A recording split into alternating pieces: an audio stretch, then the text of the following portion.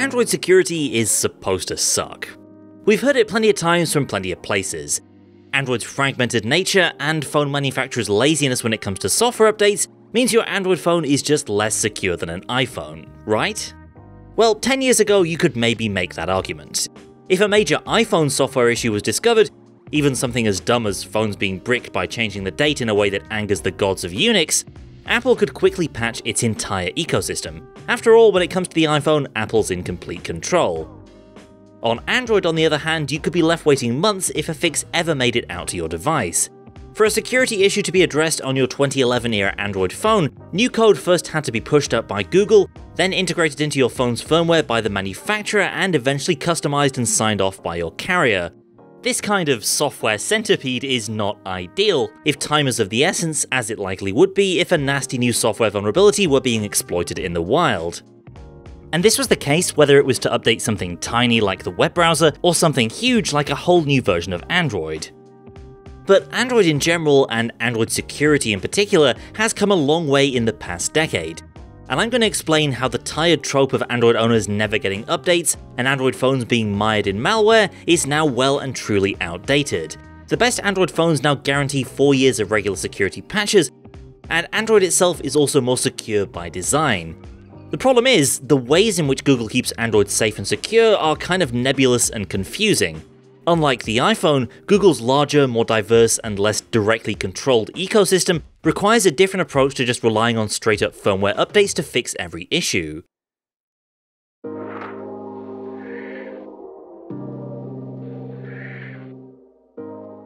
First up, let's talk Google Play services. Pretty much every Android phone sold in the West comes with Play services. It's an important part of the package of mobile apps preloaded onto Google Android phones. Basically, it's an app that can be silently updated by Google in the background.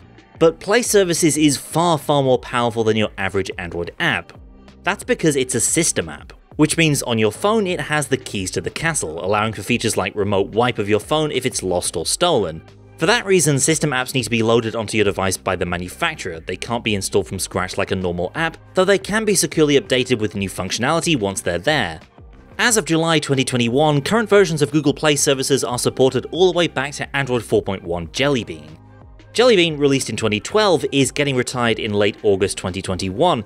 In any case, that means for current Google Play services support, the timeframes we're looking at here are a lot longer than most people will ever keep a smartphone. Play services does a whole lot of other things, like letting developers integrate services like Google Pay into their apps.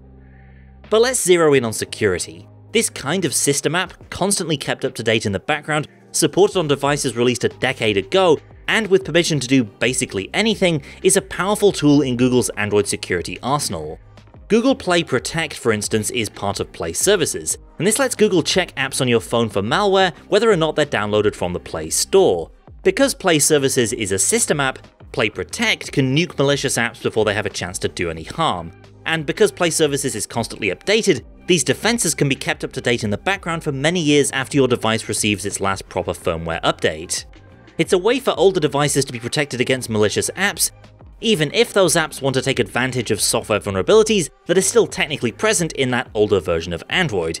This can really give old devices a decent level of protection against app-based vulnerabilities. Take this HTC One M9, which was released in early 2015 and is running the 5-year-old Android 6 Marshmallow.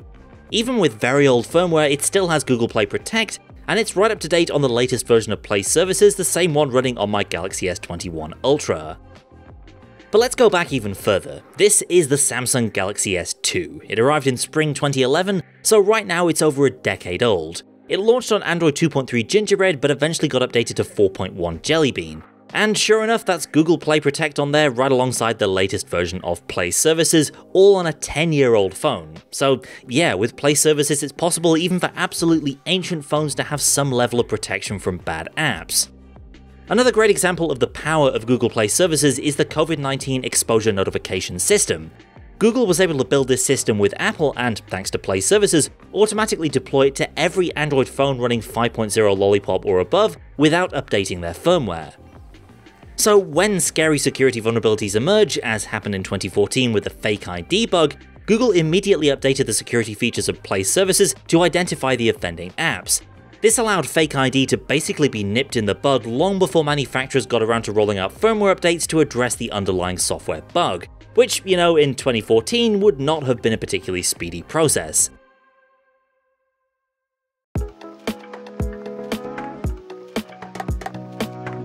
Of course, not having those vulnerabilities in the first place is better than just preventing them from being exploited.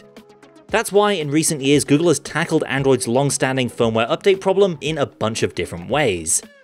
A decade ago, Android was this big monolithic entity that had to be updated all in one go. Changes to system-level things like media codecs or networking, or even the built-in web browser or dialer app, could only be done via a full firmware update with all the hassle that entails. And like I mentioned earlier, that's slow and pretty bad for security if an exploitable bug is discovered. In the years since then, Google has made Android's code more modular, making it quicker and easier for companies to push out those OS updates. And more recently, it's now possible to update chunks of the Android operating system without a full firmware update. All of this makes it possible for Google and the manufacturers to respond fast to fix security issues in certain parts of Android. Google's earliest steps in this direction involved breaking certain apps and components out of the firmware and allowing them to be updated via the Google Play Store. The best examples of this are Google Chrome and the Android WebView component used for web content inside Android apps. Updating these independently of the firmware lets Google fix browser engine bugs that could be exploited by malicious web pages and get them rolled out to the entire Android ecosystem in hours instead of months. Then in 2017, with Android 8.0 Oreo, Google stepped things up a gear with Project Treble. This was an effort to disentangle the low-level bits of Android from chipset manufacturers like Qualcomm from the rest of the operating system and create a more modular OS that could be updated more quickly. So with hardware companies able to separate out their own customizations from the core OS, the idea was that firmware updates could then be pushed out at a more rapid pace with less technical legwork, because companies wouldn't have to rewrite so much of their own code. Project Treble isn't something you'll ever notice being on your device, but it could be the reason why the Android phone you bought in 2018 got updates a lot quicker than the one you purchased in 2016. The next step from Google came in Android 10 with Project Mainline, known today as the vaguely named Google Play System Updates. Project Mainline is all about sidestepping the existing over-the-air firmware process completely and bundling parts of Android into new modules which can then be updated directly by Google or your phone's manufacturer. In Android 11, Mainline includes updatable modules for more Android system bits like Wi-Fi, tethering, and neural networking. And in Android 12, it'll also cover Art, the Android runtime, bringing even more security benefits. That means in future, any sort of security exploit found in the Android runtime could be fixed almost instantly across every phone running Android 12 without the manufacturer or carrier needing to get involved. To understand how Android security has improved so much since the early 2010s, it's interesting to take a look at one of the past decade's major Android security scares, the stage fright bug of 2015. Stage fright involved an exploit in the part of Android's code used to process media files, which could in theory allow a specially modified video file to run bad code on your phone. Despite all the fuss at the time, there's no evidence that stage fright was ever widely used in real-world malware, probably because of other security precautions in Android that made it very difficult to take advantage of. Nevertheless, it was big news, and in 2015 there was no single silver bullet for stage fright. Unlike an app-based vulnerability, Google Play Protect couldn't stop bad media files from potentially compromising your phone. The only real fix was to wait for a firmware update and hope for the best. But if something like stage fright were discovered today, it would be pretty trivial to address. Google would simply prepare a Project Mainline update for the media playback library and instantly fix the bug across every device running Android 10 and above. And with more of Android being modularized in each new version, it's far less likely that Google will ever be caught with its pants down in future like it was with stage fright 6 years ago. As a direct result of the stage fright bug, in late 2015 Google introduced Android security patch levels, tying a precise date to the level of security in any Google-approved Android phone. New patches are issued every month addressing recently discovered security issues, with manufacturers given a 1 to 2 month lead time to get security patches pushed out to devices. The extra visibility of the security patch level showed consumers who was doing their job in terms of security and who was dragging their heels, while also giving peace of mind when those new updates arrived. More recently, Google has started to write minimum levels of security support into its contracts with Android manufacturers. In 2018, The Verge reported that phone makers would need to guarantee at least 2 years of security updates for new phones, with at least 4 security updates within the first year. By the standards of most high-end phones, that's a pretty basic level of support, But that's just what it is, a bare minimum. Many others at the high end go much further, including Samsung with its promise of 4 years of security updates for major Galaxy phones.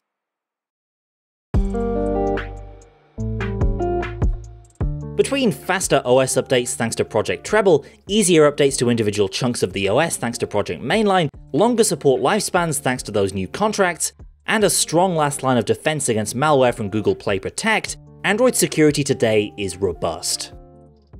When it comes to mobile security in 2021, most of the highly publicized risks come in the form of phishing attacks as opposed to malicious apps or files. Or, in other words, as Android security has been strengthened, the bad guys are increasingly looking to trick you and not your phone's software. That's not to say the situation around Android security and updates is perfect. In an ideal world, Google would be just as nimble as Apple when it comes to patching out security vulnerabilities. With Project Mainline, we're definitely getting there, but it'll take time for the benefits of the new Mainline modules introduced in Android 11 and Android 12 to trickle out to the Android ecosystem. And Google Play Protect, as good as it is limited to neutralizing app-based malware as opposed to other kinds of threats. And I would argue that the contractual bare minimum of one security update every 3 months definitely doesn't go far enough. At the same time, right now the old stereotype of Android being rife with malware and security exploits is further from the truth than it's ever been. And direct comparisons with the iOS update model don't give you the full picture at all, because they overlook all those important little parts of Android like Play services and Project Mainline. We've come a long way since the early 2010s, and the past decade of progress means Android is pretty well positioned to see off the software threats of the future. That's it for now. Let us know what you think of the state of Android security down in the comments. Does Google have more work to do, or are Android security risks being overblown? Thanks for watching, and I'll see you next time.